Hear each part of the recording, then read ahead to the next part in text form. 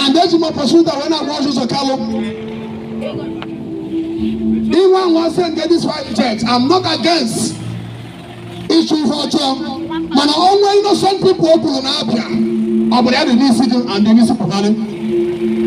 My brother, in fact, not Banatago one work out Banatago. Can you hear the man? Military in the army, but I've been like this. The hatred, how will I be bono? I'm not sure anybody. I'm a man, how will I be bono? How about that back? Now, all will I hear me like that? Have you back? And I won't see the money because the hatred, how will I be bono? Imagine innocent souls, just innocent people. Oh my God, I can't Yaka, this man again go now. Even in this cover this state, Abia. Well, this man about Uzor Kalu. We need serious prayer in this nation. We need serious prayer because we don't represent our Igbos. Hanelani.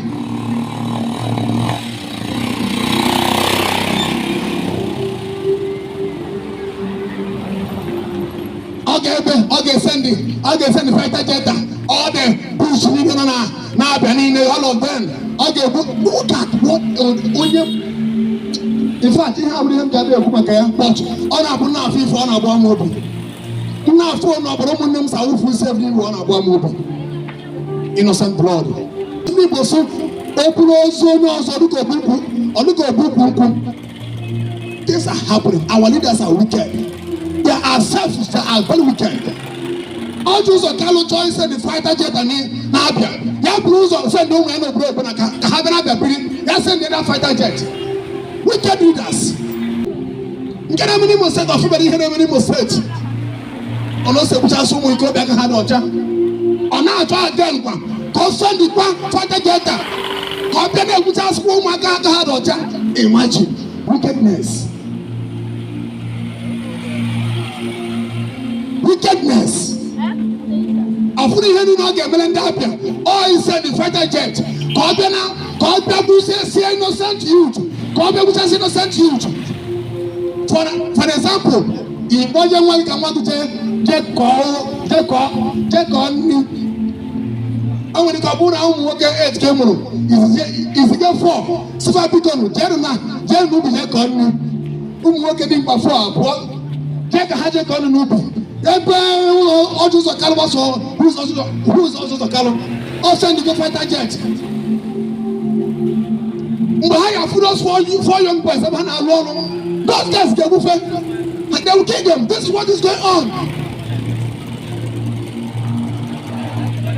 Wicked leaders. Wicked leaders here.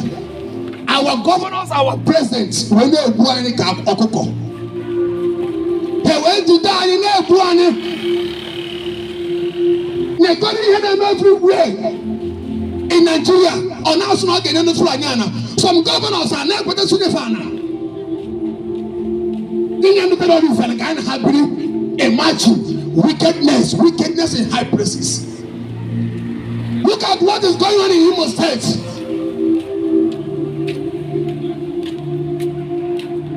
Now, which has innocent people. Now, but in Anambra State, wickedness. Ana suspect na onwele agenda ndị ajina n'Igbo. Bosa ka asado dokobo kwuru ihe okuru. Gbasara ise ndị ọ ga-esend na n'Igbo. Maybe don't mele she serious warning. Now Orji Uzor Kalu ibiniko ozugbo ị ga-esend fighter jet na Abia State. And something is wrong. Onwere ihe na-achị ịga na onwere ihe na-achị ịga no. Onwere ihe na-achị ịga na ndị ọdụka ha na-achị iju na wele lụọ ọrụ. Onwere ihe na-achị ịga no. Ọdụka ọbala iwu fu ọbala ndị Igbo agwakwa n'ụlọ again. Orji Uzor Kalu ana m agwa gị okwu a. Ada m ebie ka amụma mana okwu a na-agwa gị bụ onye jiri uche ya n'anya ọfụrụ ihe na-ekwubu eziokwu. Inwe anwa mee ihe anyị chọrọ ime na Abia. In fact, Abia ga-adụ tough than Imo State.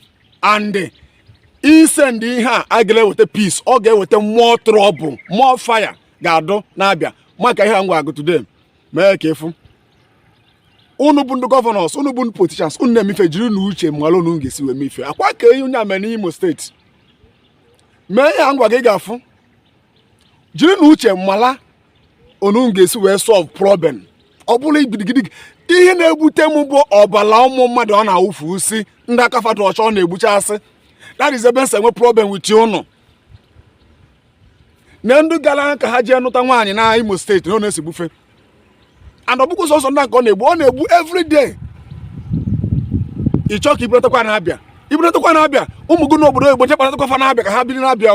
Ụmụnne gị niile nọ na outside country, go and bring them kpọta ha na unu ka ha nọ na village.